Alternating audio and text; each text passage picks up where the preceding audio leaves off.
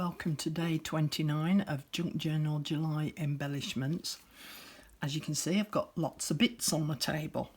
So when I was making the journals on Sunday night, I was cutting down the Amazon wallet folder things to make the covers, and I was left with these pieces here. As I've been cutting up papers to make the covers for those journals, I've ended up with all of these pieces. Now what you have to ask yourself is, do you see scraps that want thrown away, or do you see treasure? I've come up with a couple of ideas of how to utilise these. Now, I'm not one for keeping loads of little tiny bits and pieces of scraps, because there does come a point where it's like, you know, how much can I actually store? And so I tend to sort of throw a lot of it away, but occasionally I'll go through right, okay, this has cost me money to print this. This has cost me money to buy the paper. These look as though they could be useful, so I'm going to show you now what I'm going to do with these. So this was a piece of the Amazon folder, and so what I tend to do with these is I'll cut them down to a manageable size, and then I'll take my bone folder and I'll run it across the back, because it will help to break down the fibres somewhat. And as you can see, it starts to curl it. I'll then get my ink and I'll ink up the edges.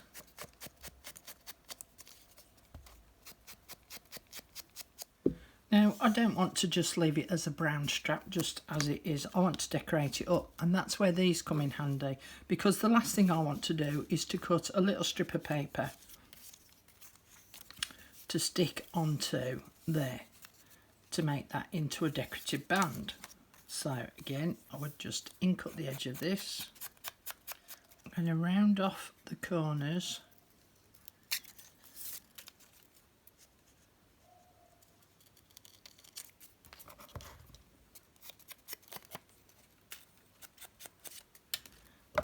I'm going to round off the corners on here.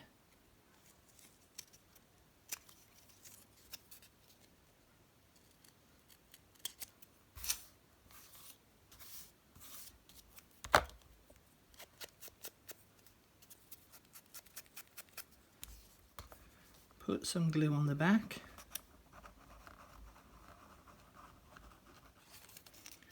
And stick the two together.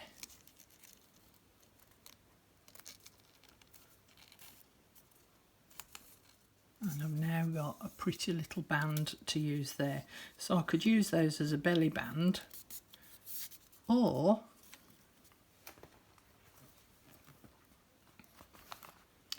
I can use them as a decorative closure onto my journal here. And to do that, I've got these Velcro circles. So I stick the fluffy one onto the rounded end there, and then put the clear one, I'll stick it on top so that the Velcro is now stuck to each other. And so I'll attach that to the front cover there, and then because it's curved, because we've curved it earlier, and bearing in mind it does need to have the pages and some bits and pieces in, so you know how long to cut it.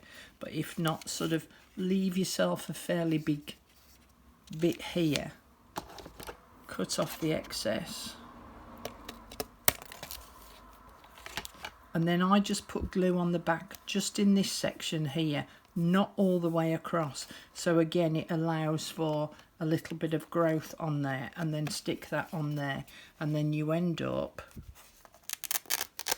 with a Velcro closure, and the clear one is on the cover so that it's not particularly visible and it's not interfering with the image that you've got on the front of your cover. Yeah, I've got a photograph, a printed photograph, and I can use these to frame the actual image itself. So let's just choose a couple of pieces. don't want them too wide because I don't want them to cover over too much of the image, and just trim off some of the excess and glue it down.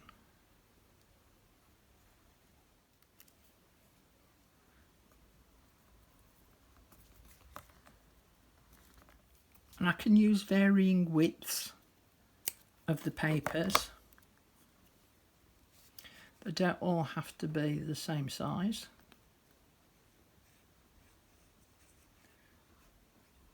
And it just adds a little bit of extra interest.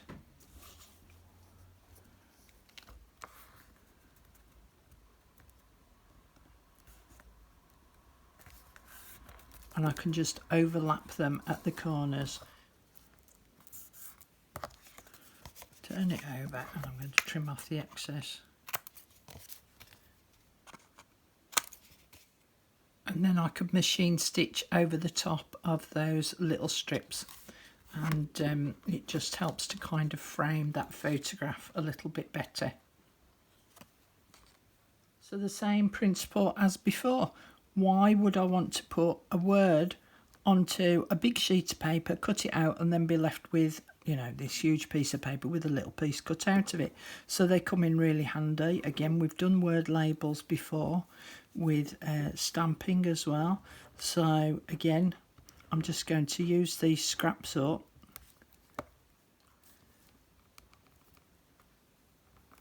stick my word on there, and if it's a little bit skewy-fy,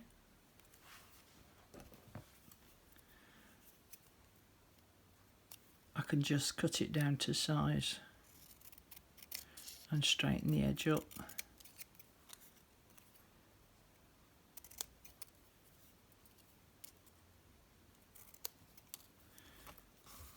So instead of throwing away a whole piece of scrappy paper, I'm just left to throw those bits away. Although Corrie Darman would probably find some use for these, but I'm not that clever. So a little bit like the collage strips that we made the other day, I've chosen out some of my shorter pieces, and I've got this scrappy piece of card, and I'm going to glue these to this in just the same kind of fashion, but obviously using up these little bits of scraps. So I'm going to sit and glue these on, because you don't want to watch me doing that, and I'll be back and show you what it looks like. So I could have chosen a bigger piece of card, you know, to cover all these bits, but not all of them are the same size. Look, that one's a real tiny little piece. But I tried to keep them sort of fairly level. I've overhung them just a little bit along this one edge so that I've only got a tiny bit to trim off.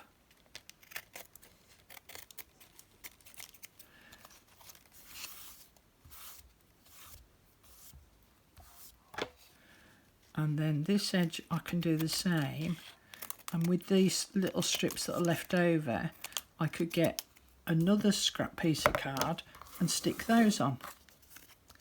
And then this is what it looks like.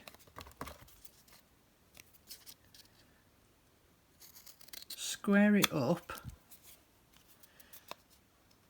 cut myself a little angle off,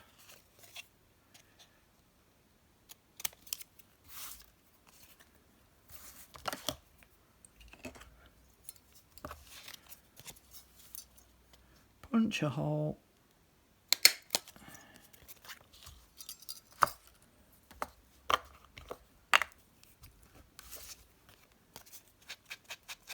ink up the edges.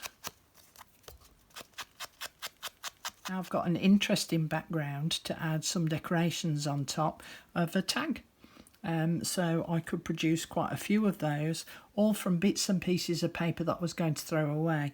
Set yourself the task of just saving a few of these scraps and just think about what you could actually utilise them for, use them up, and then throw away whatever's left that you don't want.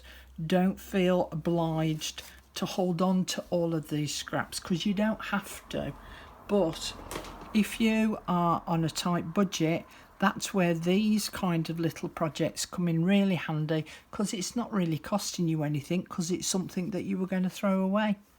Okay, so that's just a few little ideas of what you can do with some of your scraps and deciding whether they are scraps or whether they are going to be a treasure. Thanks for joining me today. See you again soon. Bye for now.